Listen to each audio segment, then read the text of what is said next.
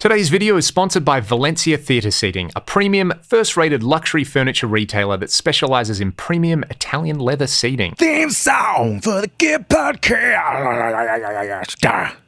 Leon, how you going, buddy? Pretty good, mate. How are you? You're getting a bit of your Draymond on. You've been in a disturbed kind of mood, are you? Oh, I can't do that sound. I'm not going to do the wah thing. It's too hard. I told you about the guys that come to the Balmoral, and whenever we're playing anything, they're like, oi, oi, oi, oh, wah, ah, ah. Just do it. And I do it in blister. They just love it. Yeah, it's funny. It's good. Leon, how you going, man? What's been happening? Oh, not too much, mate. Had a pretty good weekend. Got a lot of sun. Went snorkeling. It was sick. Nice. Because that's what you do in Australia in the summer. What about you, mate? You've been busy. It's been a week, man. It's only Wednesday, but it's been a very busy week. What was it? Wednesday midday. I've got a bunch of songs to do. I probably should do some mastering this afternoon, actually. That'll be fun. Session all day tomorrow. Sessions all day Friday. 4 gigs this weekend. And then do it all next week again. It's good. I meant to ask you, actually, before we start, do you lick it a day? Mate, do you lick it a day? Ladies and gentlemen, let us know if you lick a day. This is the Gear Podcast. We're in season 2 as well. Yeah, season I think the arc 2024. has to be that we eventually kill ourselves off, but then when there's a massive viewer backlash, we'll miraculously come back from the dead like any good soap opera. Yeah, I like the sound of that. Speaking of the next season, I just today for the first time watched my first Kane Corns AFL video of the year. Oh. Him and Phil Davis talking about just general things. So that was fun. Now, how do you feel about them not being able to list AFL player weights? Is this an unnecessary distraction, or is it wokeism gone mad? Who cares? Does it really matter? Like, is it like mountains out of molehills? Just get over it. Oh, it's definitely mountains out of molehills. But I will say, I always look forward to, you just like watching something and, Paddy Cripps is dominating in the midfield, and you're just imagining yourself out there on the field, and you're watching the little players run around on the TV, and you're like, they're not that big. But then you look up Paddy Cripps' stats, and you realize he's like 95 kilograms and 6'4", and you're like, yeah, this guy would like crush me with his, pinky finger. He's a pretty big dude. He's a big man, Paddy Cripps. But yeah, so Kane Corns is, if care. he was a guitar YouTuber, he'd have problems with everything. Yeah. Who would he be if he was a guitar YouTuber? Glenn Fricker? Yeah, actually, probably right. I think old Kano probably would get better stats in the midfield. Yeah. Did he? Like, he's a 300 gamer, all-Australian. Tagger, right?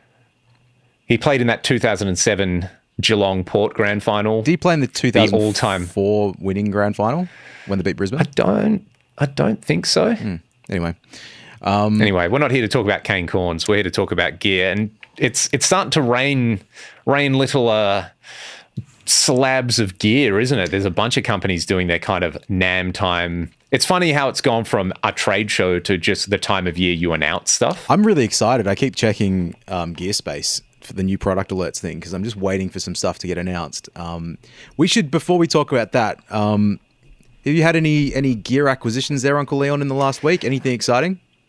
Oh, maybe. If people watch my studio tour, they would have noticed a few things, namely a PRS CE24 from 1993, Bloody ripper. which I currently don't have here. I went and dropped it off to Tim, so it's getting a refret. He scanned it and was like, yeah, it looks like it basically hasn't been played from the 5th fret. Like, wow. The frets were bashed way down, and then they were kind of mostly pristine from the way up. So, yeah, I've got that over there. So that's I've funny got because... Yeah, go on. I've got a gig on the 28th on Rottnest, so I'm hoping to have it back by then, and then, I can blood it in the heat of battle amongst some small marsupials. Well, I believe in the last 2 podcasts, perhaps you'd made a point of saying, I haven't bought anything yet this year, and then like the next day, hey, check this out, look what I bought. So I thought that was really funny. Yeah, I lasted 10 days. But then so it was last But that's Wednesday. been on the list, man. It's important to go through the list more than anything else, I have a list. We've talked about it. You did it, and it's done. But yeah, and of all places, cash converters. Yeah. Did you go in there knowing the guitar was there, or did you just happen to hop in and check it out? So what happened was Elspeth had work, and she works a half day on Wednesdays in the afternoon, and basically a friend of hers had tickets to see the premiere for the new Mean Girls movie. And last minute was like, hey, you know, my date bailed. Do you want to come with me? We'll go and see it. It was her friend's birthday. So the two of them were going to go have a girls' night, all good. And the only thing was, it was like in that small window where she didn't have time to come home and change. So I was like, look, I'll drop you at work. I've got, what am I going to be doing on a Wednesday afternoon? I just kind of sit around here and twiddle my thumbs and recline on my chair, which is the sponsor of today's video, from Valencia Theatre Seating. We'll put a little ad insert somewhere. But yeah, I've just been kind of doing that and, you know, playing some retro video games. But so dropped her off at work. You know, it's near Joondalup. I'm like, I'm going to pop into the coffee place, buy some beans. And I was driving out and I'm like, maybe Cashies is right there. I'll just pop in. You have to go. And I had that like split second. No, I don't need to. And I was like, sometimes they have deals. Walked in. Immediately I was like, there's a PRS there. It's black, double cut, 24 frets, come up to it, CE24. I was like, well, I have to try this thing. And they had it listed for a lot more than I paid for it in the end. So, because it's the last frontier, cash converters. You just never pay ticket price. They always overprice it because they know people like us go in and, you know, you like the little back and forth of a little bit of a haggle. Yep. You know, could you do this? Could you do that? And then if they say yes straight away, you feel like you should have lowballed them more. Man, it's like when I got that 5150 script, 2 years ago now, listed for $950, and I offered them $700, and they were like, they had to go away and check with the manager, and then she comes back and she's like, oh look, the lowest we can do is $720. And I thought, okay, you got me. Okay. So here you go. And then I was actually talking to a guy a week after that who works at, he was basically just said, look, you can get some deals. I'll just say that. Yeah. But so when you got this guitar, like, tell me, was it good? Like, you're getting it refretted and stuff, but how did it feel to play? Was it good? Was it outside of the look and feel of it? It looked a bit beaten up. And then when they pulled it out of the cabinet, looking up close, I was like, actually the finish on this is really, it didn't really look like it had been gigged that much. So it's a 1993, so it's 31 years old this year. Yep. It's the old style short neck tenon. I was just kind of looking at it and I was like, it looks like the fingerboard had never been oiled. So it looked like a bit of a park bench. I know the exact feel you're talking about. Yeah, you know, and the strings were really old on it and the action was really, really high and the neck relief was a bit out. So it was a bit neglected. But sort of like feeling it, I was like, everything seems in pretty good nick. You know, tried the electronics. There was no scratchy pots or anything, which I was happy about. It just needed a setup. And it's got the old winged tuners on there, which... I don't know if I've seen them. Like, do you remember Luke's Custom 22? Yeah. Had the different tuners. Yeah. So it's like the old style tuners on there, which I don't love, but they work. So yeah, I got it home and like immediately ripped the strings off, like oiled the fingerboard and it looked great. I gave it a very, very quick and dirty setup and it was playing and like it intoned really, really well. It sounds really good. Like it does have that kind of snappier, tighter thing going on. What pickups it's got are in the that? 5-way and I think a vintage bass and an HFS. Oh yeah, but like they sort of pickups, suit man. that guitar. They're good pickups. Yeah, they're good. It's a bit. It's just kind of like a bit leaner than the custom 24s I've got. So yeah, it's tonally, you mean like good sounding guitar. Not as like chunk. Yeah, it's like it can get pretty chunky. It's just in a sort of like different. I don't know. It's like it's more super strat. Yep. You know. Than the other guitars, which lean a bit more kind of like Les Paul-y. But yeah, it's good. Hopefully have it back soon with new frets on it. And I'll if people watch my studio tour, they would have heard it very, very briefly. It's a good guitar. I haven't watched the studio tour. I saw it pop up, but I didn't watch it yet. So I'll get there, mate. Why would you, mate? Why would you? Why not? What about you? You've had your eyes on something kind of spicy that you've also been talking about on the podcast, a type of guitar. Do you mean something like this, Uncle Leon? He's got it. I got it. I didn't He's tell got you. it in his hands. I thought I could just surprise you. When did you pick it up? This morning. So that's awesome, man. This is there we go. That's about as centralized as I can get. Tell us all about it. Well, I just knocked the stand over that it was on, and that was very embarrassing. In my haste, I wanted to pick the guitar. I wanted to not lean over so as to give away the surprise, but I'll pop it back on the thing. Well, there you go. Doesn't need to be anything more said. Well, I haven't said to the people listening, it is a Yeah, what is it? 2011 Gibson Explorer white with black pickups in it. And I believe I spoke about the guitar that was at a music shop here like 2 weeks ago. I went and tried one. And Yeah, you tried, what, a newer purple one? no, it was like the exact same looking guitar. So that's a 68 reissue, the one as in the one I bought.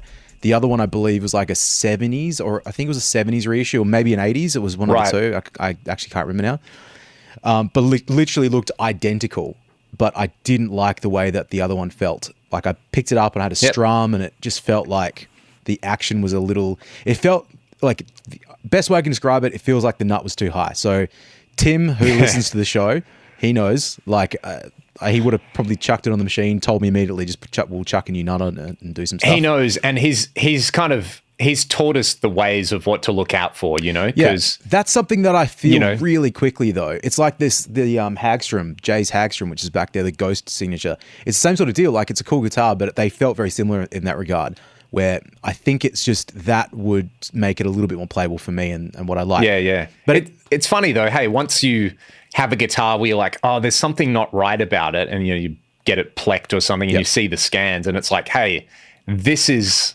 the nut's too high, and you're like, oh, cool. So this is what it feels like when the nut's too high, and you kind of internalize that feel, and any other guitar you play after then, you're sort of looking out for it. So anyway, that guitar I didn't like, and it was more expensive, and it just it wasn't like, for me playing it at that time, wasn't over $4,000 worth my time and energy. Yeah. But it looked awesome. So anyway, this one came up on Facebook for $2.5, and the guy was around the corner in Morley. So hit him up, and I went and played it on Monday, and literally grabbed it out. It's basically new. It has that's awesome. It has a chip here, which is probably, I can't really get it in, but you can sort of see it on the camera there. That's the only little ding in it.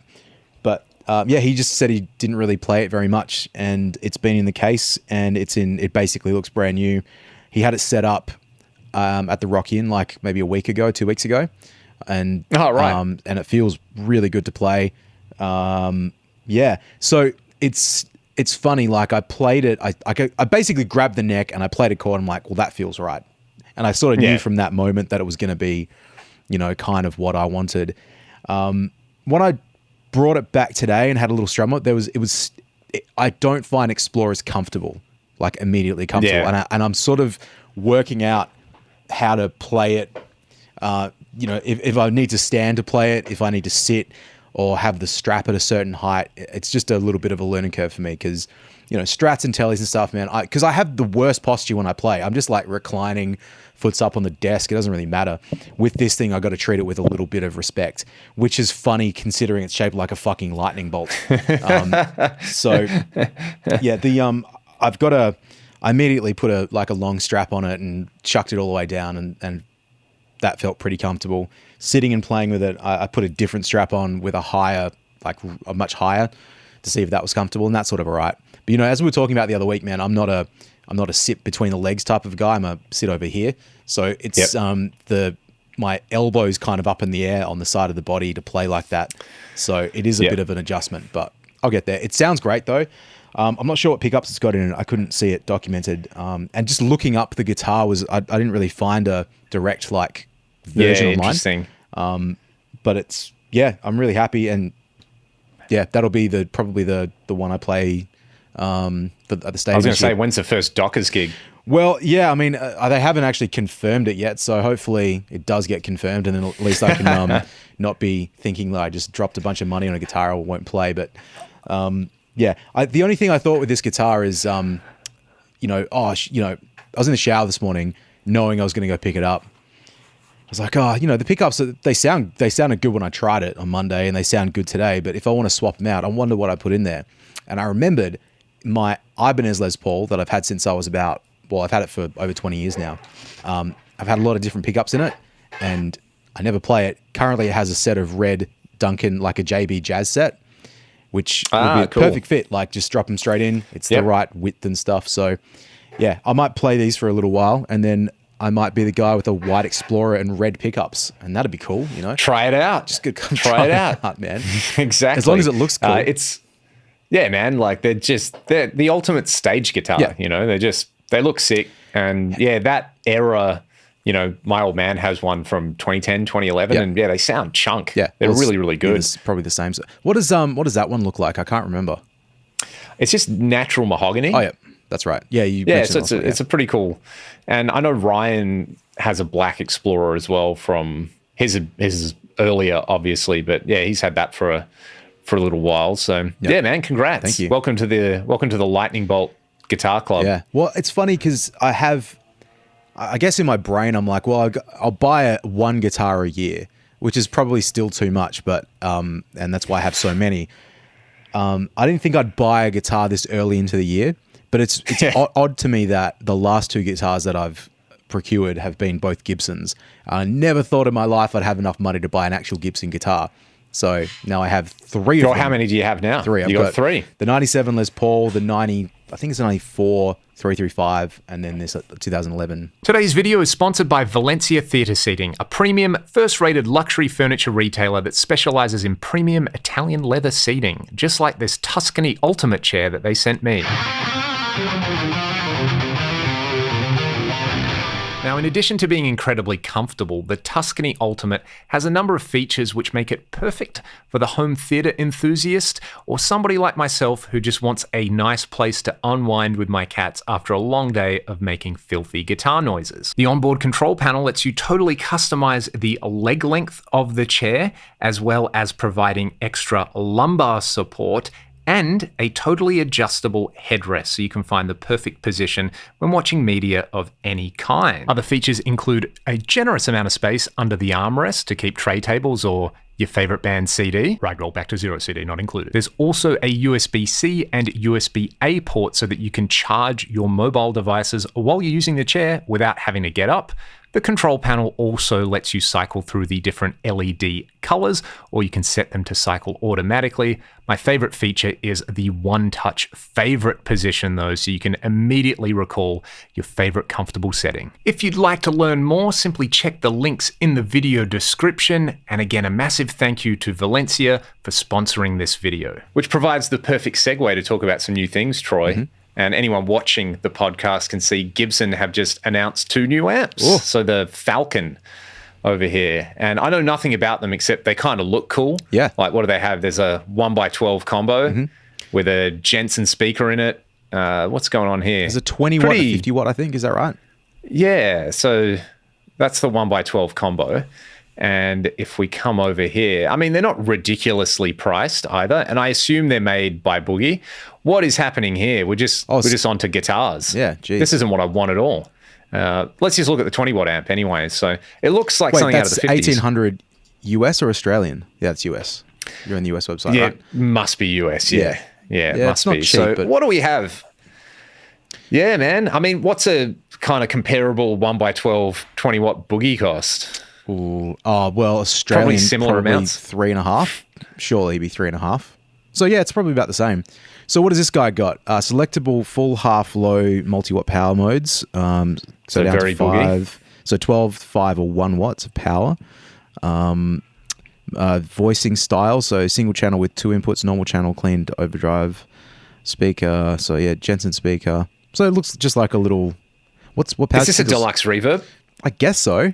It looks like it's probably a deluxe reverb with a few switches that give you a bit of extra vibe. But I did read something too that mentioned the Falcon was like a. Let me see if I can find it. I think the Falcon was actually a 60s amp that they made. Ah, interesting. So it might actually be a reissue sort of a job. Let me just. Yeah, it looks pretty cool. I immediately don't love that the foot switch jack is next to the inputs. Oh, yeah. I can just see if I was playing this, I'd plug my guitar into the foot switch jack and be like, why is there no sound? Let me just. I was incorrect. They have the Falcon 5 and the Falcon 20, so it's a 5 watt and a 20 watt. Scrapped a little inspired visions by Gibson amplifiers and reimagined for today's players. Focusing great sound simplicity, pays homage to the 60s Falcons, the very first guitar amplifiers available with reverb. So I didn't know that. That's interesting. Yeah. So no, you're probably right. Like just made by Boogie, and well, you presume so.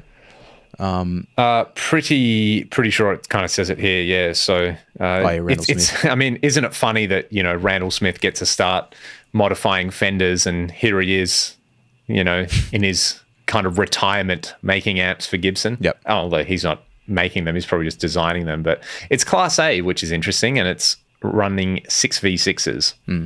Just a single tone control on there. So, yeah, that'll be interesting. I haven't heard any clips just yet. I've seen them pop up, but be interesting to see what else, if Gibson are just going to kind of use this to reissue some of their old designs.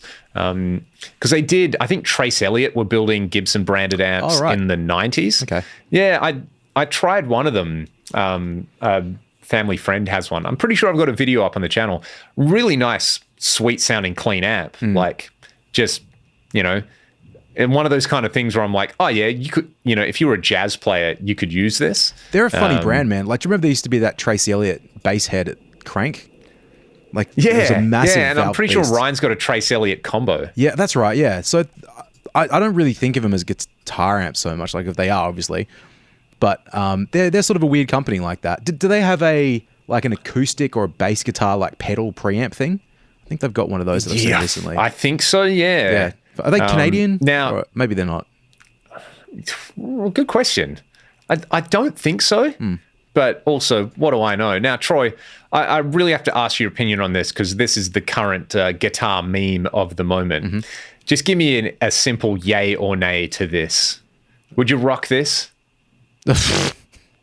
Are you aware of this? No, I don't think I am. Probably so it's the nay. Machine Gun Kelly, his new Schecter signature guitar, and it's a razor blade shaped body. Oh, it's a razor blade. Okay, I couldn't. Did you just go that. from hating it to loving it? No, I just thought, like, is it a cheese grater? What is he doing there? The black parts. What a shame. What a downfall. Like, I do not care either way about Machine Gun Kelly. I went through, not a phase, but there was a band I worked with that I wanted a reference for, like, modern pop punk stuff, and I brought his music up, and it was, it sounded a certain way that I kind of liked. So I'm trying to be a bit hesitant. Don't love him, don't hate him, don't anything him. But what I do love... Blink 182 cosplay. Man, what I love is that pink Schecter that he had. I think it was a Telly. Yeah. And that was his signature model. And that thing was amazing. And I thought, like, that's almost my perfect gaudy guitar. But I just felt a little bit funny that it was a Machine Gun Kelly signature, and it would probably cost like $2,000 Australian to buy it. It's the sort of thing. I mean, look at this. This is $1,500 US. So, like, are you going to spend 2,000 Australian dollars on a Schecter that looks like a razor blade? How sharp do you think the bottom of that guitar is? Like, if you put that on your leg, would you cut it off? Yeah, it's another stand-only guitar. Bro, can you use it to chop up your Coke?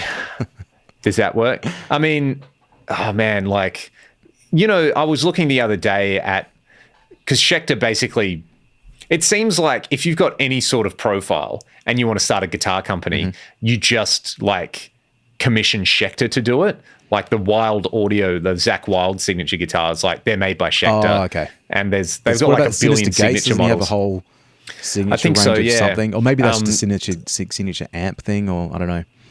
Yeah, the Nick Johnston model is great. Like, it's one of the best guitars you can buy for the money. It's just a Strat.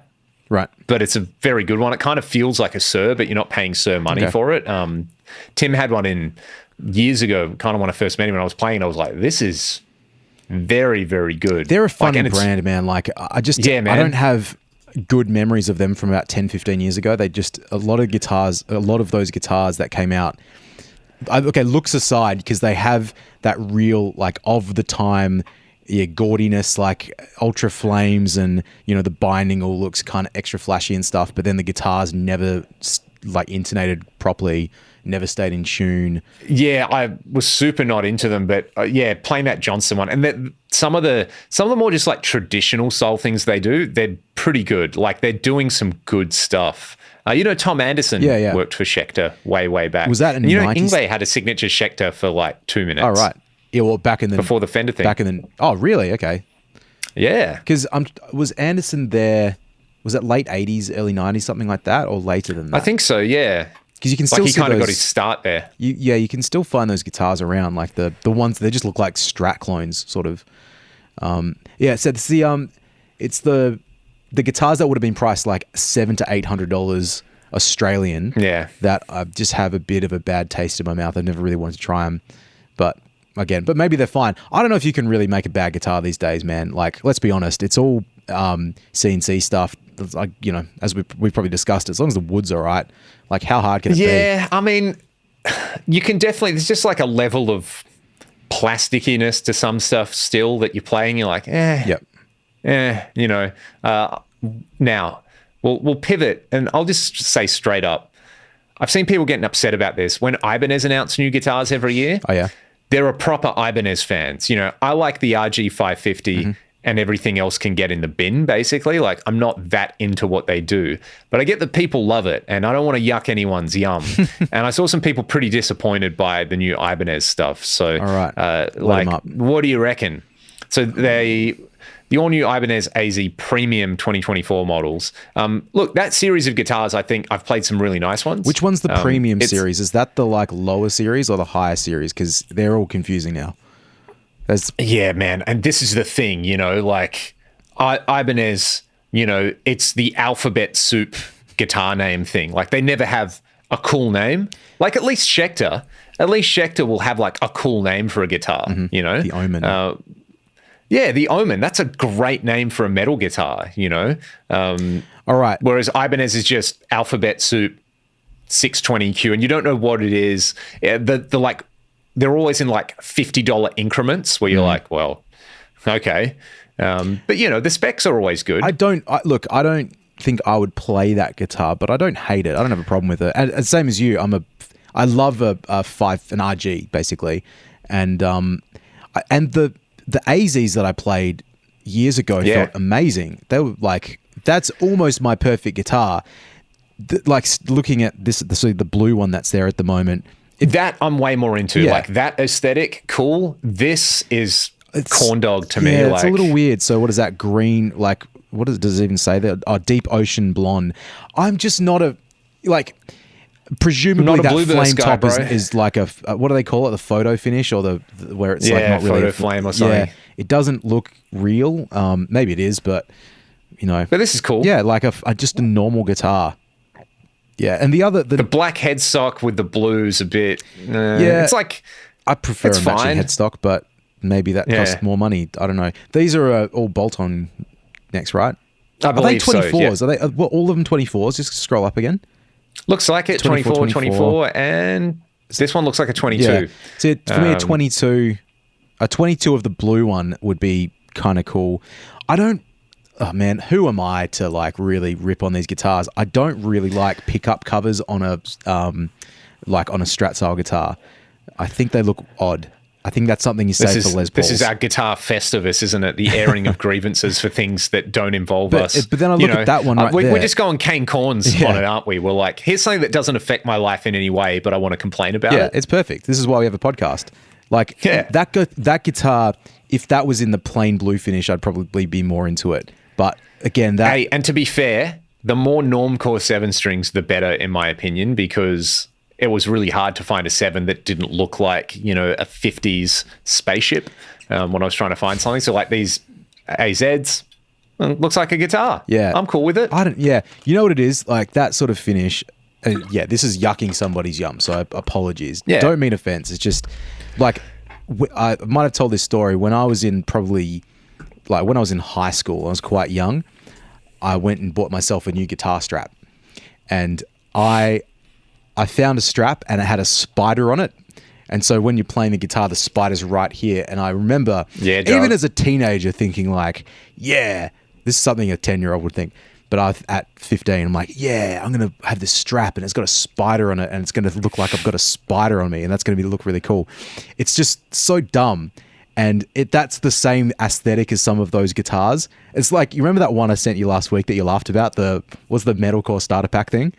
And you were laughing. Oh, yeah. Yep. Similar sort of thing where it's just like, it's just a little bit too overly nice, but also like that lasts to the 7 where it's like that really deep blue. It's like, yeah, we want to have a flame top, but because we're going to play like 7-string dark music, we have to make it seem like it's really deep and like not shallow water. This is like dark and there might be a monster jumping out of it. That's what I think when I look at that guitar. So anyway, that's just me, man.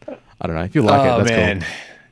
Yeah. I also like whatever you want. You know, that's the whole beauty about the gear ecosystem at the moment, right? Yeah. It's like, and most companies are making most things. let me also say, and I'm going to say this as someone that doesn't own like 6,000 Paul Reed Smith guitars, but some of those PRS ones, man, they're just too fancy looking.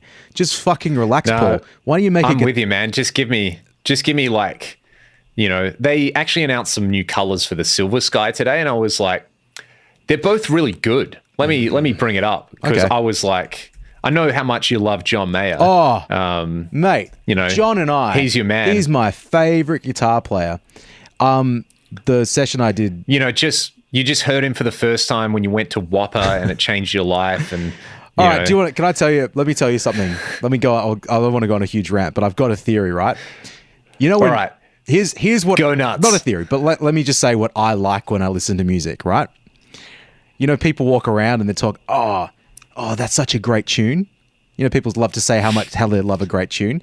Well, let me tell you something, Leon. I just heard this tune and it was such a sick tune. I don't like tunes, Leon. I like songs, and there's a difference. Yep. To me, a tune is something that you hum and then you play it, and other people kind of just like play around the tune. And a song is something that's like composed and considered and has some sort of message and meaning to it.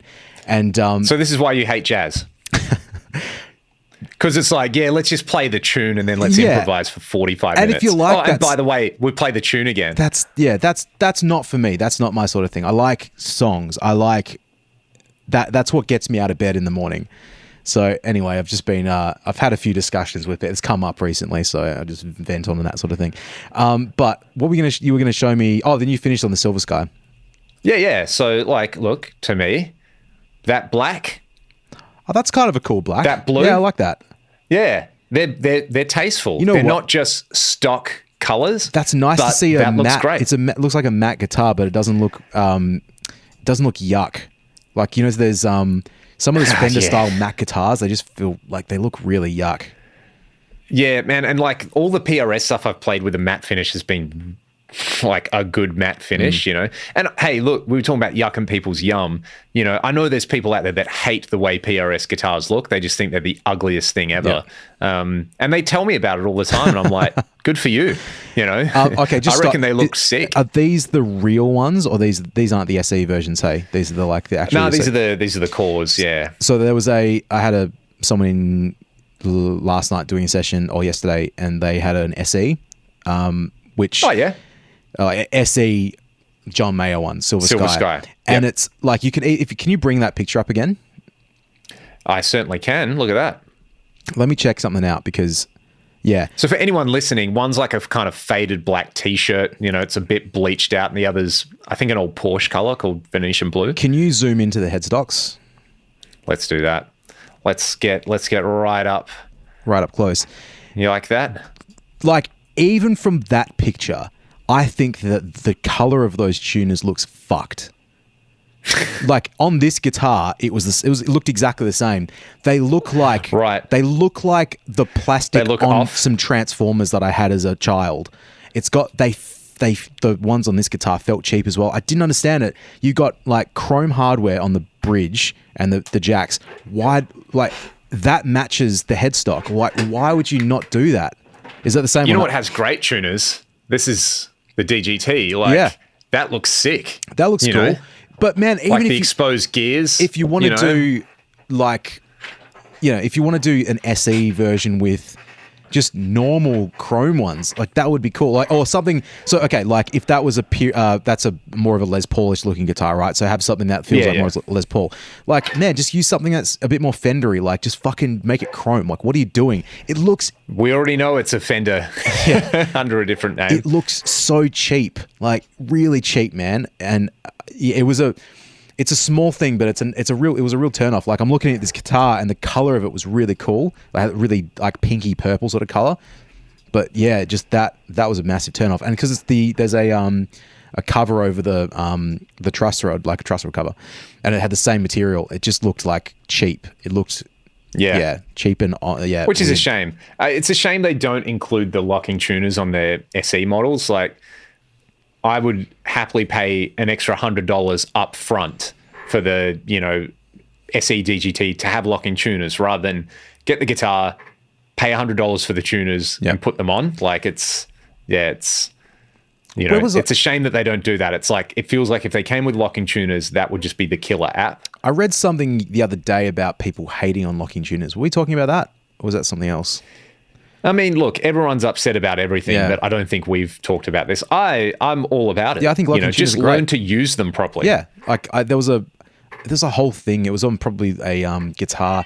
I keep getting suggestions for guitar Facebook groups now, which is a bit annoying. Get out of here. Yeah, and I'm not interested. They pop up, and I'm in like we'll talk about the Synergy thing in a second, but I'm in the MTS one, and that's interesting. I just read stuff.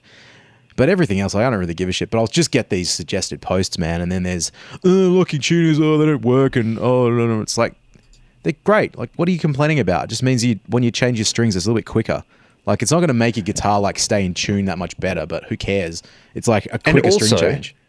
When you use locking tuners, don't thread the string around like on a normal thing. You pull it through so that it's taut, and then you push it. So like, you only have to, like, you don't have to wind it around the headstock. Like, I've been sent guitars from companies with locking tuners, and the guitars come out of the box like that. And it's like, why do you have this spec when you don't know how to use it? You know, it's just, it makes things fast. You know, I've had loads of times where it's like, I've got to the gig, sound checked, and been like, I probably should have changed my strings 20 minutes before we play. Heaps of time. Change the strings in 5 minutes, let them settle, do the first set.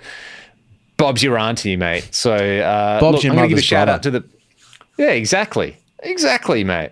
I'm going to give a shout out to the Gear Forum, because this was the first place I could find this image without having to bring up our WhatsApp conversation, Troy. You know, I respect your privacy much in the same way that I respect my privacy as well. I don't respect yours. If you want to find Leon, you can go to Quinn's Rocks. The address is... No, I'll leave it there. Bada boom. Let's talk about this. Yeah. This was leaked, right? Like, Dave accidentally posted a photo, you know, on somewhere, but someone screenshot it. Yeah. So let's talk about what it is. Can we do the Blade Runner? Yeah, someone actually wrote that on here, enhance. So this is probably their NAMM booth, right? And I mean, look, for one, there's 1, 2, 3, 4, 5, 6, 7, 8. There's 8 Syn 2s in there, which is sick. I want that rack. But on top of it, man, it looks like a little bit of a lunchbox head, doesn't it? A little bit of a lunchbox head with one space for a Synergy module. And so, okay, I can look over at my my Synergy Syn 30 head, which is over there. And also I can look over at my Synergy Syn 1 and my Syn 2. I've got a lot of Synergy equipment. In fact, let me talk about the Syn 2 for a second, Uncle Leon. Because what I notice is there's 4 knobs and a few switches on that image, and then a slot in the middle for a module, right? So probably the closest, the Syn 2 and the Syn 1 and Syn 2 each have 2 knobs on the front. One is for the output volume and one is for the sag control. So presumably that's what the ones on the right-hand side would be. So that means there's 2 knobs on the left, which, what do you reckon they're going to be for, mate? Now, do you reckon it might just be a standalone clean channel? Well, on my Syn 30, there's a standalone clean channel, and that is that's volume-based treble. So if it is a standalone clean channel, then it would be presumably like volume and a tone. However... Doable, but... Do we think it's that, or do you think it's an IR sort of a thing? This whole thing over here looks like there's some... Oh, yeah. There's some options. You know, I reckon that might be your IR section. Okay. This might be your... Or sag volume sort of. Oh, yeah. And again, look at this picture quality. Yeah. If you look at so on the left side where I thought might be IRs, it kind of looks like top left might be volume. It might say volume. And then underneath that might say sag, and that would make sense. Yeah. That's how it's laid out on the Syn 2. I mean, I'm sure it will come out in like, you know, a couple of days and, you know, we'll know, but it's kind of nice. Hopefully it comes out after we've released this podcast. Well, we'll just get it out ASAP. We'll just scoop everybody. But that's kind of interesting. What do you reckon? 20 watts? Yeah, Lunchbox, 15, 20. Yeah. It's kind of cool. Yeah, if it's, it looks small, you know, obviously you've got the Syn 2s there for for context, the fact that there's hopefully a power amp in, well, of course there'd be a power Presumably amp in there, with it'd that. just be a Sin 1. Yeah. But yeah, I mean, the power I'm sure amp a lot of thing- people get a lot of use out of I'm that. curious as to what sort of power amp they do put in that.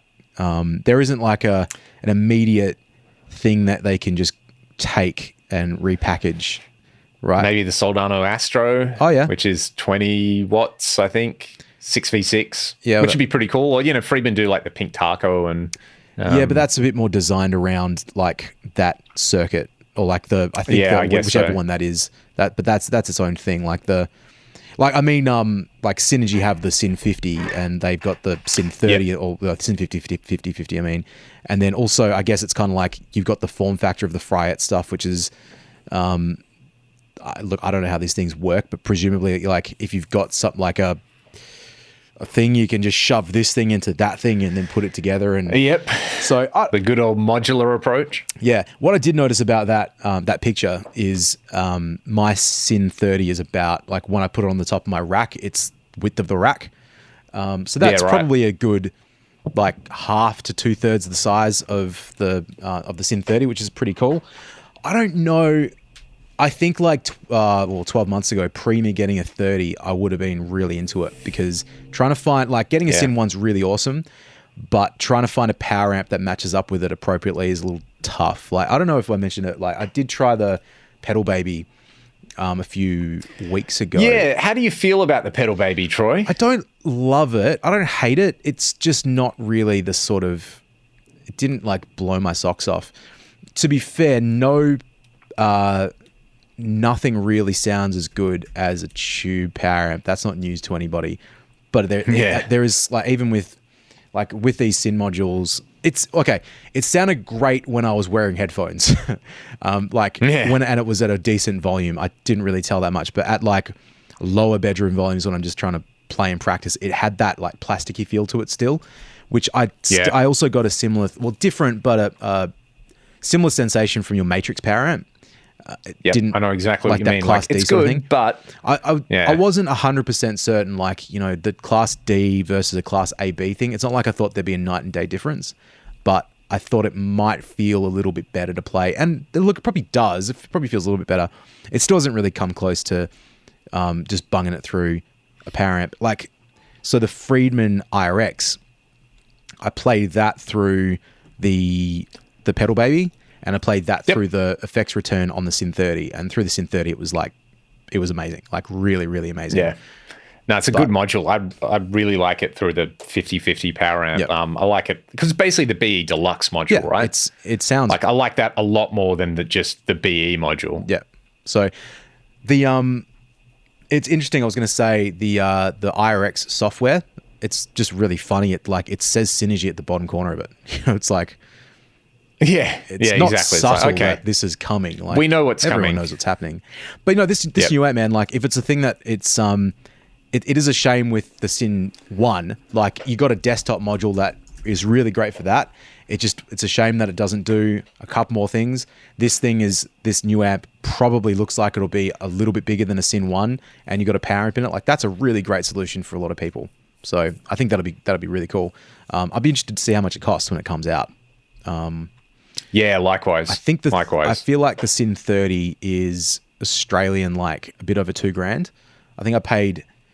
I reckon I paid 22 for that plus the Bogner Ecstasy module. So, if it's like $1,500, that's not a terrible deal, and it gets you in the Synergy sort of space, or the modular space, which is pretty cool. So, man, I'm really excited to learn a bit more about it. I wonder if very interesting. Was there anything else that you saw that tickled your fancy? Last thing I was going to say is, I wonder if on that rack of Sin 2s, I wonder if they're going to put any of that IRR stuff in that as well, or if something like that might. I didn't notice anything on the front panel, but I'm curious. It would be foolish if they didn't at this stage, I reckon. It's sort of like, actually, so a few things that I thought were cool as well. Brandon Ellis. I don't know if you're familiar with Brandon Ellis. Yeah, Great he plays player. for Gold Coast. How have I never connected that? Of course, ex-Richmond player, yeah, another ex-Richmond player. No, Black Dahlia Murder, Brandon Ellis. Oh, yeah. Great player. Loves his crackle finish guitars. That's right. He's I got a watched that signature video of him. Yeah. parallel axis. Yeah, he seems like a cool dude. Like, but this is I'm on Music Radar, which feels very, very dirty that I'm bringing this up, but it was the first result that came up. Laney are doing these FRFR things, but they have a 4x12. Oh yeah. So you can see that on there. Right. I think. Wait, so it's an FRF4. That's a 4x12. It's what powered, and you just plug your thing into it. Yeah, so they've already been doing LFRs. I think they've got a 1x12 and a 2x12. Like, I know Guthrie Govern's been using them. A lot of people have been turned on to them. Apparently, they're really loud. And yeah, this is their 4x12 ones. So developed with Devin Townsend. That's kind of cool. Yeah, that's interesting. I saw that Laney have a plug-in as well. Is that right? I feel like they just released a plug-in. So I think Aurora DSP have developed that one, and they've the Ironheart as a plugin, which is kind of cool. Now those, and I think no, go on. Sorry, I think there's a segue going in there. But yeah, have you ever tried an Ironheart? No. Are those the Neither ones? have I, but they seem cool. They're like a 2-rack unit sort of looking thing, right? Yeah, and they also make heads now as well. That cabinet, that Laney 4x12, does that have LED strip around the inside of it? Or is it just lit in a special way? Because I think it's just lit in a special way, yeah. But it should. Yeah. I don't know, man. I did hear good things about that Fender FRFR thing that came out, the Toemaster looking thing. Yeah, so did I. So I'd be interested. And it's like they're doing FRFRs that look like amps now. So, you don't have to explain to your mates who don't know anything. It's like, oh, well. In that, guess what? In the Laney one, did it say what speakers it had in it? It says, not on this article, but I'll look on the Laney website. Because it said take a look. It said 2,600 watts, right? Did I see that? Like something stupid. Which it's not 2,600 Marshall watts. No, you know what I mean? Still, it's still that's lots of headroom. Yeah, that's probably peak. It's probably putting out. If before explosion point. Okay, so USB connectivity allows players to load their own IRs into the thing, so you could kind of roll with it That's without. Actually really cool. That's a good idea. Yeah, that'd be cool if you had like a load box and a real amp. You could just or like you don't need to take an IR loader. The power cab, the Line 6 power cab, they've got the speaker IRs built into that, which I thought was really interesting. Because in theory, you could take a Sin 1 and bung it straight into that, and you've got a really flexible rig. I looked at that a little while ago. That looks like it's got LED around it. Look at it. It does, doesn't it? That's very clever. Yeah. So does the Kemper, so maybe it's just all lies. So yeah, the speakers. Does it have a weight on it? I'm really curious as to the weight. Because what are the specs over here? Key features: 2,600 watts. You got the IR loading. You've got 1-inch Lavose DF10 horn in there. Okay. What are the actual speakers though? Plywood construction. Well, I guess universal voltage. I think the weight is more indicative of what it would be. Because where's the weight? It's tell me the weight. A 4x12. They're not telling me, which makes me think it's huge. Yeah. Oh, there you go. No, here we go. 42. 42 kilos. Just go. I'm gonna look at a Marshall 4x12, like a 1960B or something like that, and just see the weight of that. Because I don't actually know off the top of my head what that is. I feel like my head 36 kilos. Oh man, I mean, so it's heavier. Can you look up a Marshall 4x12? Look, can you look up a Messer oversized Recto cab and see how much that weighs? Look at this in real time. We're using the internet. 48 kilos. So it's not as heavy as a Recto cab. But pretty close, man. In its defense, but that's still. I mean, it's probably that's a lot. That's tricky, man. My Jens Benz oversized ported cab was like death trying to get that up the stairs here. So if you're doing if you're doing those sort of gigs where you're taking a cab and you got to walk upstairs by yourself, man, doing that with a normal 4x12 is like the worst. But trying to do that every night is a bit of a bummer. So we've just come full cycle. How good's modeling? It's convenient. You plug it straight into the PA. You use a small speaker or your in-ears and you get consistent tone. You don't have to cart things around. You're not going to give yourselves people go on about it like, oh, yeah, we did that back in the day. Just don't be a pussy. Also, I can't like sit down for more than 5 minutes when I take a shit because I've got sciatica. Yep. So I'm always in a fucking bad mood. It's like, yeah, this shit isn't funny. It's like you fuck your back up. Yep. You can ruin your life, and it's like, cool.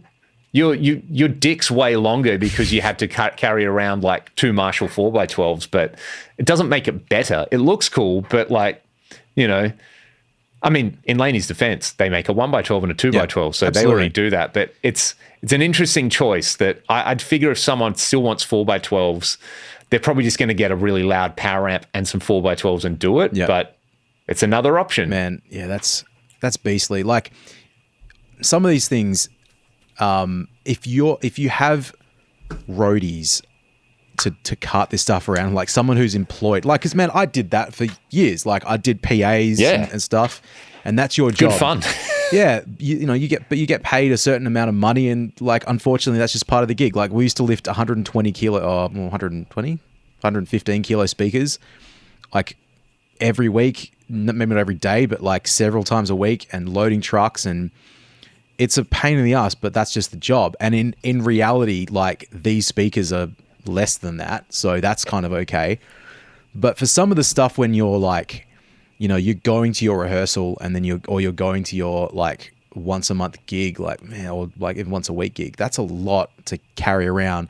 You got to get the right car for this stuff too, because man, you got to have at least a boot that's gonna fit a fucking like speaker cabinet in it. This stuff's like, yeah, it's a solution for certain people. It's not a solution for me at the moment, unfortunately. The turning point in my life was buying a car that couldn't fit a 4x12. Oh man, that's when I knew I'd sailed into the horizon, like Poochie the dog, never to return. And I remember I did that 10 years ago, man. And then you thankfully did have a station wagon for long enough, and I made plenty of use out of that. So yeah, it's just like story is, everybody get a small car, and then no one asks you to move stuff. So Uncle Jay, he's going to come and pick up a rack and drop it at your house, or we're going to come up to your house and drop it off at some point. So sorry, Jay, he's listening to this. And that'll be a good time. Yeah. I'll put the sausage rolls in the microwave. Do you know my great-grandma, 22 years ago, this was one of the signs when she needed to go to a home. This is really sad actually to say it like that.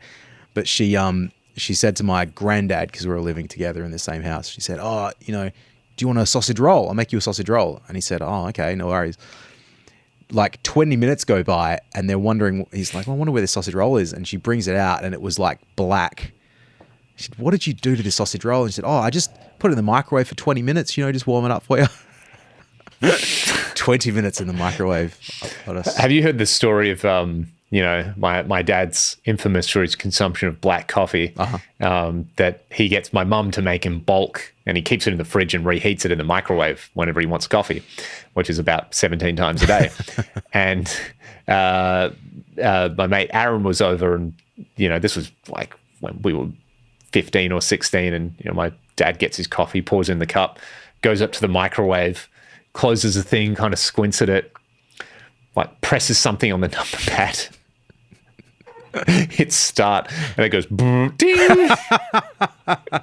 And he just looks at it, glances at us, and he's like, so he'd obviously gone, I want to heat it up for a minute. How do you do that? You just press 1. It just lives with it. Oh yeah, that's fine. I like to think that he just pulled it out. I can't remember, but he probably just pulled it out and was like, muttering under his breath, like, stupid microwave. Can only do 1 second at a time. I just love that, man. Like people, like your dad being as like clever as he is, just there's things he can't do. There's like, so all the brain is dedicated to maths and guitar, and then like he has this much to just like, I don't know. When's the last time he did the dishes, do you think? Probably when he was about 12. And then, did it as a favor for his parent. Like he tells a story where it's like, his mum was a clean freak and, would work. And so they came home from school, him and his 2 siblings, and they decided to do the dishes and, clean up for mum, do the nice thing. She got home and silently just looked at everything, was like, pulled everything out again and re-washed it herself. So absolute psycho, the golden age of parenting right there. But yeah, that's probably the last time he did that. He's an outdoor dog. He's not an indoor dog. Yeah. He's not domestically trained. You put him out in the yard, and he'll herd the sheep, and he's a guard dog, and he kills rats and things like that. But he just doesn't go in the house. That's fine. I'm more an indoor dog myself, where it's like I look out the window, like, oh wow, cars going by. That's interesting.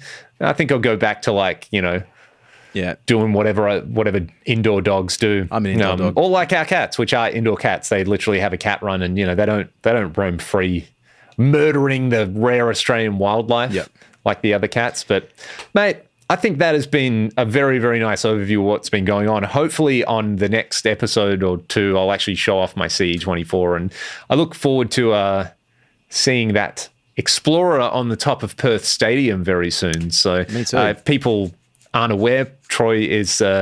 I've been waiting to say this, mate. They stole your idea. I was watching the Big Bash, and there's a guy as the Sydney Thunder run out. Yep. He's playing like a white Les Paul Custom, just playing some licks. It sounded really good. Like he's obviously having a good time. But he's not on the roof. Yeah, I had multiple people send that to me. So, good luck. Good on you. It's not my idea. It was Fremantle's idea that they asked me to do it. But Mate. I'm not going to take credit for it. I actually did get asked about maybe a year or two ago if I should be on the field, like running out. And did you say no? I don't think I said no, but I don't remember how the conversation went, but I think I said something like it was more... You know what it was? I reckon I said that I didn't want to get in the way and take focus at that point when the team's running out, because that should be the moment, is like everyone's cheering for like Nat Fyfe to come out and... Yeah, like who's this guy running around? Like that's... Mate, you do it once and Fifey would be like... It's put me off my game. Yeah, it's good to like separate it, I think. So I'm on the top of the stadium. Hopefully, I've spoken about it too much, and that'll jinx it, and I won't get the gig again this year. That's what'll happen. Who do you reckon the best guitar player is in the AFL at the moment? Well, Jeezel's gone, and Nick Nat's not in there anymore. So I don't know. Do you reckon Josh Dacos has an acoustic guitar in the corner of his room that he strums? Yeah, Josh should be the one with the cooey, not Nick. Oi, like, did I tell you? So I caught up. Well, yeah, with Uncle Jay a couple of weeks ago. He and Darren, and they're like they had just been to a cafe in Fremantle, and then I was catching up with them for lunch, and they're like, "Oi, who's this guy?" And they showed me a picture, and I'm like, looking at him, like, they were like, "He's a footy player. We can't think of who he is." And they showed me. Did I tell you this? No. Oh, okay. They showed me this picture. I'm looking at him, like. That kind of, they said, it's that like big, like lurch looking guy. And I was like, oh, Rory Lobb? Like, is that who you're talking about? And it's like, no, that's not him. They showed me the picture. I'm like, I can't pick it. I'm going through the Eagles and Dockers list. Can't work it out. Anyway, like 20 minutes go by, Jade, I think sent it to his wife. He's like, I don't know who it is. And then all of a sudden it comes through and it's like, it's Darcy Moore. Like captain of Collingwood. There you go. He's just hanging out in Fremantle, getting a coffee and it's probably a cinnamon scroll at North Street Bakery or whatever that place is called. But you just don't think that the captain of Collingwood's just hanging out in WA. So there you go. Premiership captain. What are you doing here, Das? Yeah, I don't know. I went on... No, I'm just being a really nice guy. I'm also an excellent guitar player. Yeah, he probably could shred, hey. He'd... Yeah, if someone was going to be a hell good guitar player in the AFL, it'd be Darcy Moore. He was head boy. And he probably he looks like he's a head boy. See, Oscar Allen looks like he was head boy, but also just can't play music. But yeah, he's more the type of guy who is head boy, but like bullied the music students. That's just every Eagles player, though. You just look at them and go, "Yeah, you bullied kids." That's the West Coast Eagles mantra. Yep. I say this as an Eagles fan as well, but It's got hell private school boys club energy, like just about every football team. They all have. But you work for Fremantle, and some people actually like working there, which is kind of cool to know. Yeah, they're a great club to work for, man. They've always been like super cool to me. I've got like nothing bad to say about them. That whole experience has made me a Fremantle fan. So yeah, there you go. And with that note, with that shameful note, we're going to sign off from today's episode of the Gear Podcast. Thanks for tuning in. Let us know your favorite new gear announcements, or if you've lasted more than 10 days in 2024 without buying a guitar. And we'll see you all next week. Peace.